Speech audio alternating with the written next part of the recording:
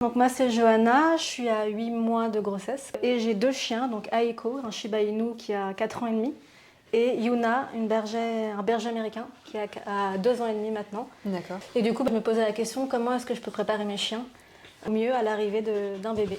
Déjà, le plus tôt, c'est le mieux. Donc ça veut dire que dès qu'on est à 3 mois de grossesse, on peut commencer à mettre des choses en place. Ce qui est important de réfléchir, c'est qu'est-ce que je veux comme règle chez moi, avec le bébé. Est-ce que oui ou non, je veux qu'il ait accès à la chambre? Qu'est-ce qui va poser problème ou non? Donc déjà, il faut vraiment se poser ces questions-là en priorité, en sachant qu'on n'est pas obligé de changer les choses. Ça, c'est vraiment nous qui décidons en tant qu'humains. Donc je veux dire, quand on a un bébé, on n'est pas obligé de dire « Ah, ça y est, il n'a plus le droit ». Non, c'est pas qu'il n'a plus le droit, c'est « Est-ce que pour moi, ça va être problématique ?» Quelles sont les problématiques de mes chiens et qu'est-ce qui est prioritaire à travailler ou non. Oui. Par exemple, qu'ils ont accès au canapé ou pas. Pour l'instant, oui. Du coup, tu veux l'enlever ou comment ça se passe? Alors moi de base, je voulais pas l'enlever, sauf que j'ai Aiko. Il peut avoir tendance à grogner, D'accord. sans montrer les dents ou sans être agressif, mais à grogner si je veux le sortir du canapé. Ou si je m'assois et que j'ai le malheur de toucher sa patte. Donc je me dis que là, typiquement, c'est un cas où il vaut mieux que je l'habitue dès maintenant à ne plus être sur le canapé. Si l'enfant il arrive et il s'assoit sur le chien, je sais pas comment il peut réagir. Alors je pense qu'il va faire pareil, il va grogner, clairement. Mais effectivement, vu que le bébé va capable de gérer, je pense effectivement c'est une règle qui est importante à mettre en place pour les deux, pour comme ça, c'est équitable. Est-ce qu'il y a d'autres problématiques ou pas? Est-ce qu'il y a d'autres problématiques ou pas? Elle me suit partout, dans chaque pièce de la maison. On est d'accord que quand elle est toute seule, il n'y a pas de problème? Non. Tu sens qu'elle est stressée? Est-ce que c'est réellement un problème? Alors pour moi, c'est pas un problème, mais je voudrais pas qu'en fait, quand il y aura un bébé, où je lui dirais typiquement la chambre, elle peut pas venir. Je veux pas qu'elle prenne ça pour l'isole à cause de bébé. Parce qu'il y a une différence entre interdire une pièce et demander d'être moins présente. Ça, c'est deux choses différentes. C'est-à-dire qu'elle peut très bien comprendre que là, elle n'a pas accès à cette pièce, donc ça veut dire qu'il faut effectivement ne plus lui donner accès à cette pièce si on n'a réellement pas envie qu'elle aille dans cette pièce. C'est la question que se poser, c'est est-ce qu'elle a vraiment besoin d'être interdite cette pièce? Pas forcément envie de leur interdire la pièce, mais je veux plus qu'elle prenne pas ça pour le bébé est là, elle peut plus être avec moi. Et pourquoi elle pourrait plus être avec toi du coup? À quel moment? Parce que du coup je pourrais plus interagir avec elle quand elle veut, ou c'est peut-être autre chose. Donc c'est pas pareil, dans le sens où là c'est pas le problème qu'elle te suit partout, le problème c'est d'avoir des interactions avec elle. Il faut qu'elle comprenne, c'est qu'on peut moins lui donner d'attention. Ça reste du berger, donc tu peux pas l'empêcher de te suivre partout, ça fait partie de son rôle, ça il n'y a pas de problème. Par contre, ce qu'il va peut-être falloir faire, c'est moins la caresser, moins lui donner d'attention, moins lui parler, voilà, c'est plutôt réduire le temps d'attention. Réduire ce temps-là, progressivement, pour pas que ce soit trop radical, pour qu'elle apprenne à mieux gérer ce moment-là. Lui anticiper aussi le fait qu'il va être forcément impacté. Les pleurs, Ça, on peut le travailler. Ce qu'on peut aussi travailler avec les chiens, c'est avoir un faux bébé. Aussi. C'est-à-dire que c'est un faux bébé qui pleure, qui fait du bruit, et le considérer comme tel. Ça veut dire qu'on va en fait le prendre, on va pleurer, faire beaucoup de bruit, et on va le mettre dans un cosy, on va des choses comme ça, pour que le chien soit habitué au bruit de pleurs. Et ça leur permet d'entendre des bruits et faire des choses qu'on n'a pas l'habitude de faire, qu'on ferait avec un bébé. On a déjà introduit les balades avec la poussette. Trop bien. Donc vide pour l'instant, mais donc ils savent se promener avec la poussette.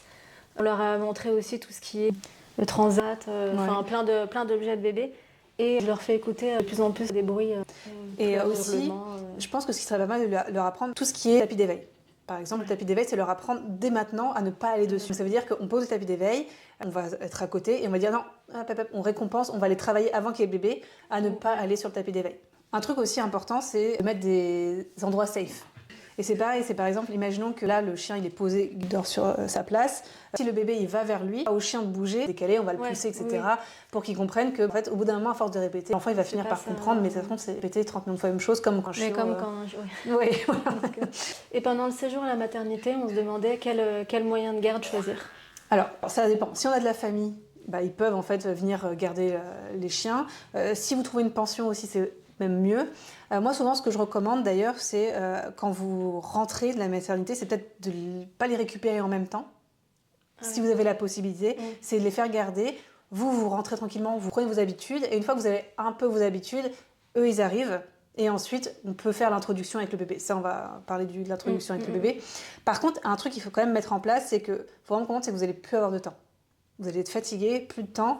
Et forcément, même si on essaye de faire au mieux, les chiens vont être mis de côté. C'est normal, c'est une phase, il n'y a rien de grave là-dessus. Par contre, il faut quand même anticiper. Les besoins des chiens ne vont pas être assouvis. Peut-être qu'il faut mettre en place un promeneur. Pour que quelqu'un, alors que ce soit au bois ou au nôtre, ou chacun de leur côté, parce que peut-être qu'ils n'ont pas les mêmes besoins, mais par contre, peut-être pour vous soulager et moins culpabiliser, C'est ça l'importance. C'est vraiment se dire, ok, je ne veux pas culpabiliser, donc je vais en fait assouvir ses besoins autrement en prenant un promeneur avec un peu plus de mastication, des choses comme ça. Mais il ne faut pas hésiter en fait à réfléchir en amont à ça et pas attendre. Oui, parce qu'il faut les habituer. Voilà, c'est ça, il faut les habituer. Donc en gros, ça devrait commencer dès maintenant à avoir quelqu'un qui vient régulièrement les promener pour que comme ça, le jour où vous êtes à la maison avec le bébé, ils font leur balade tranquillement et vous êtes tranquille. Ouais. Et à quel moment on doit mettre en place ces nouvelles règles ? Ces nouvelles règles, elles doivent être mises surtout avant l'arrivée du bébé. Il ne faut pas que tout change au moment où il est là. Dès qu'on sait qu'on est enceinte, tout de suite, en fait, il faut réfléchir à quelles règles on va mettre quand le bébé va arriver et ensuite, on les travaille tout de suite. Et comment on gère le retour de la maternité, la présentation avec les chiens ? Alors, ce qui est surtout important, c'est que déjà, ils ne vont pas te voir pendant un certain temps. Logiquement, c'est quelques jours, mais donc, avant de faire la présentation avec le bébé, il faut faire la présentation avec toi. Donc, il faut qu'ils viennent te dire bonjour. Et une fois qu'ils sont un peu plus calmes, parce que sinon, ils vont être excités, ils vont sauter partout, ça n'a aucun intérêt. Donc, on fait les présentations avec toi, ils te disent bonjour, et une fois qu'ils sont un peu plus calmes, posés, là, on peut faire les présentations avec eux. Et est-ce que je présente les deux chiens en même temps ou séparément ? Ça dépend de l'excitation de chacun. Si on sent qu'elles sont plutôt calmes, on peut les faire en même temps. Sinon, on peut le faire aussi de façon individuelle pour que ce soit plus facile en termes de gestion. Ça va dépendre des individus. On peut éventuellement en amont leur faire sentir une odeur des vêtements de l'hôpital, du bébé, ça, il n'y a pas de problème. Le bébé. Donc soit on le met à la hauteur des chiens, on peut le tenir dans les bras, on peut le mettre en cosy. Ça va dépendre aussi un peu du chien. Mais ce qui est important, c'est que s'il est trop excité, il faut mieux qu'il soit en hauteur et qu'on peut le mettre sur une table et il va sentir un peu les pieds. Voilà, il n'y a pas de souci. S'ils sont plutôt calmes, on peut le mettre au sol tranquillement. Ça va vraiment dépendre du chien. Et aussi, la question, c'est quand est-ce qu'on fait la rencontre, à quel moment ? Ça veut dire que est-ce qu'on va le faire tout de suite en rentrant de la maternité ou quelques jours après ? C'est pour ça que moi, je recommande, si jamais il y a une césarienne, par exemple, peut-être que ce serait pas plus mal qu'il soit gardé un peu plus longtemps. Et une fois qu'on va un peu mieux, éventuellement, effectivement, partir en balade, mettre le bébé dans la poussette, mais ça dépend du temps. En fait, ça dépend de tellement de facteurs que oui, ça serait bien dans le meilleur des mondes, mais est-ce que réellement c'est possible ? Je suis pas sûre. Est-ce qu'il y a des erreurs que tu vois fréquemment que les parents peuvent faire avec les chiens ? Ouais, exact. Une erreur souvent que je rencontre, c'est que les parents veulent absolument que le chien aime le bébé. Et ça, c'est le problème. Donc, ils vont essayer de forcer les contacts et en pensant bien faire, en fait, ils vont sensibiliser le chien et il y a forte chance qu'il ait encore moins envie d'interaction avec le bébé. Plus on laisse du temps au temps, mieux c'est. Donc, il ne faut pas forcer les interactions. Ça, c'est très important. Okay.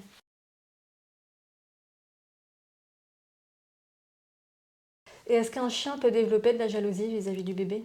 Alors, la jalousie, c'est quand même très humain. Par contre, il peut effectivement avoir des comportements pas très appropriés parce que justement, on s'occupe moins de lui, parce qu'il est moins dépensé physiquement. Et d'avoir de l'attention, donc il va se mettre entre vous. Et dans ces moments-là, ce qui est surtout important, c'est de lui faire comprendre qu'il aura autant. Donc quand on a un moment avec le bébé, on peut avoir un moment avec le chien en même temps, ou sinon il a quelque chose de génial à ce moment-là, comme ça il ne voit pas qu'il est lésé. Est-ce qu'il y a des signaux particuliers qu'il faut qu'on surveille chez le chien vis-à-vis du bébé ? Ce qu'il faut faire attention, c'est quand même si le chien, il est hyper figé, hyper tendu, il fixe beaucoup le bébé, il a du mal à décrocher, on voit bien que c'est hyper trop, quoi. C'est trop d'émotions, tellement intense que le chien, en fait, on sent qu'il n'est pas détendu. Là, il faut quand même s'inquiéter, peut-être voir un vétérinaire comportementaliste pour se faire aider. Moi, j'ai eu beaucoup de chiens, des clients qui m'ont dit que oui, quand le bébé pleure, le chien, il aboie ou il grogne, parce qu'ils n'ont pas l'habitude. Ça, c'est pas agressif, c'est juste qu'ils sont dans l'incompréhension. Donc, c'est pas anormal. Il faut faire en sorte que pour eux, ça devienne quelque chose de positif, ou en tout cas, ne pas leur imposer la présence du bébé. S'il le pleure, va-t'en, il n'y a pas de problème. Fais autre chose. Ça, c'est plutôt, ils vont s'y faire avec le temps. En fait, c'est surtout s'il lâche pas le regard du bébé, s'il n'arrive pas à passer à autre chose et que c'est devenu un peu obsessionnel. Vraiment, et là, justement, à ce moment-là, est-ce que c'est le moment où on repousse le chien, justement, on l'appelle avec un jouet pour lui détourner le regard ? Alors, comment on doit réagir à ça ? Alors, comment réagir ? C'est vrai que c'est une bonne question. Déjà, il ne faut pas éviter de le pousser.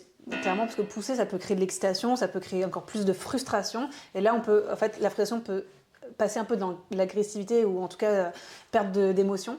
Il faut plutôt effectivement essayer de rediriger sur autre chose ou dans ces cas-là, peut-être réapprendre le fait d'avoir un bébé, qu'il faut qu'il soit calme à côté, réapprendre des choses pour que le chien il arrive à mieux gérer ses émotions.